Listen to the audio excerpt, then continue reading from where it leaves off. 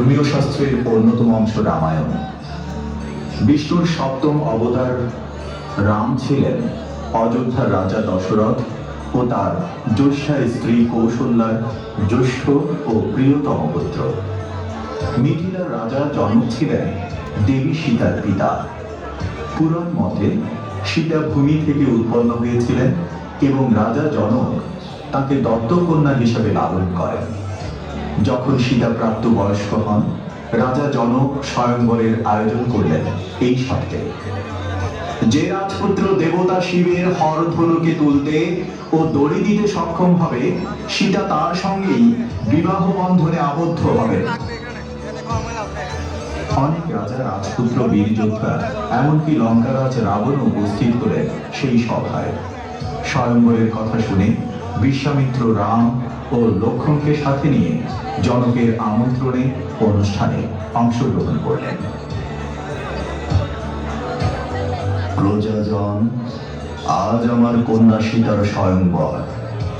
বহু যুগ পূর্বে শিব ঠাকুরের যে ধনুক আমি পূজার সময় পেয়েছিলাম, সেই হরধনু তুলতে পারবে যে বীর, কন্যা সীতার প্রতি পরমেশ্বর হবার অধিকারী হবে সেই। রাজন, সবকিছু প্রস্তুত। রাজারা একে একে আসছেন। একে একে সবাই চেষ্টা করলেন, কিন্তু কেউ এই হরধনুক একটু নাড়াতেও পারলেন না। সবাই যখন হতাশ হলেন, তখন অতি দম্ভের সাথে এগিয়ে এলেন লঙ্কারাজ রাবণ। পরম শিব ভক্ত হওয়ায় তার মনেও প্রবল আত্মবিশ্বাস ছিল, কিন্তু না, তিনিও পারলেন না। ক্ষুব্ধ হয়ে পড়লেন। এই অপমান আমি কখনোই ভুলব না জনক। যে ধনুক আমি তুলতে পারিনি, সেই ধনুক তোলার ক্ষমতা কারো নেই। এই সভা ডেকে ছলনা করে আমাকে অপমান করা হয়েছে। একদিন এর প্রতিশোধ আমি নেবই। সবার ব্যর্থতা দেখে রাজা জনক অতি আবেগে প্রবণ হয়ে গেলেন এবং অনেক দুঃখ নিয়ে বলেন, আপনারা নিজেদের অনেক শক্তিশালী আর বীর ভাবেন, অথচ একটা ধনুক তোলার ক্ষমতাটুকু আপনাদের নেই। আমারই ভুল হয়েছে এই সভার আয়োজন করে। তা না হলে আজ আমার কন্যার এহেন অপমান সইতে হতো না। রাজন, জনক, আমি বিশ্বামিত্র। এই যুবক অযোধ্যার রাম, রাজা দশরথের পুত্র। আমি চাই তাকেও একবার সুযোগ দেওয়া হোক। অল্প বয়সে কি পারবে ধনুক তুলতে? রাজন, অগ্নিতে সোনার পরিচয় মেলে সুযোগ দিন। ঋষি বিশ্বামিত্রের কথায় এগিয়ে গেলেন রাম। মন ভরে স্মরণ করলেন মহাদেবকে। মহাদেবের হৃদয়ে যে নারায়ণের বাস। ধনু তোলার আগে বললেন, সভায় উপস্থিত সকল শ্রদ্ধেয় অতিথিগণ, এই কাজ আমি নিজের গৌরবের জন্য করছি না। গুরু আজ্ঞা পালন করাই আমার ধর্ম। প্রভু, যদি এই কর্ম ধর্মসঙ্গত হয় তবে সফল করুন। রাম এক হাতেই সেই ধনু তুলে ধরেন। বাঁকাতে গিয়ে ধনু ভেঙে যায় বিকট শব্দে। প্রকম্পিত হয় চারদিক। সবাই বিস্ময়ে চমকে ওঠে। যা কেউ পারল না, তাই এই যুবক করল। আজকের দিন মিথিলার ইতিহাসে চিরস্মরণীয়। আমি কথা দিয়েছিলাম, আজ রাতেই তুমি আমার জামাতা সীতার পতিদেব। সীতা, এগিয়ে এসো, মালাদান করো বীরের গলায়।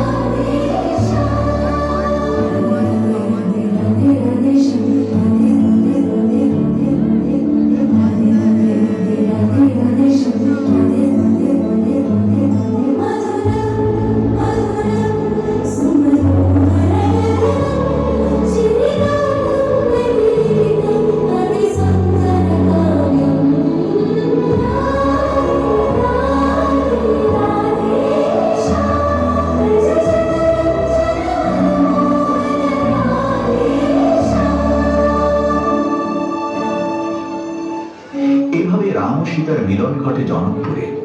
শুধুই ভালোবাসার নয়, বরং কর্তব্য ধর্মের বন্ধনে।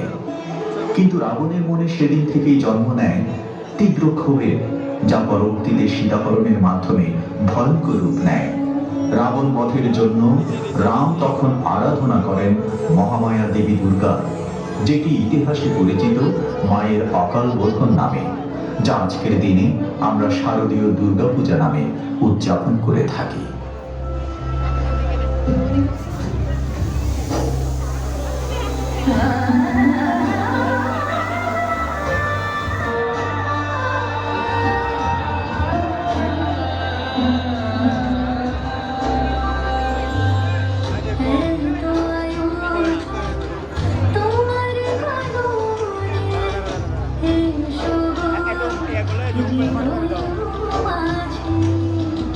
সাজে ভুবন তোমারে সাজে, কি মায়া অপরূপ সাজে।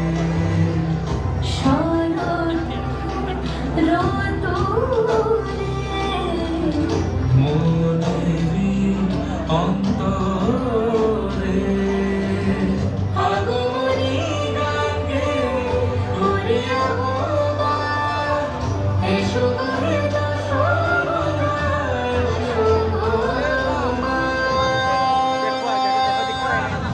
তুমি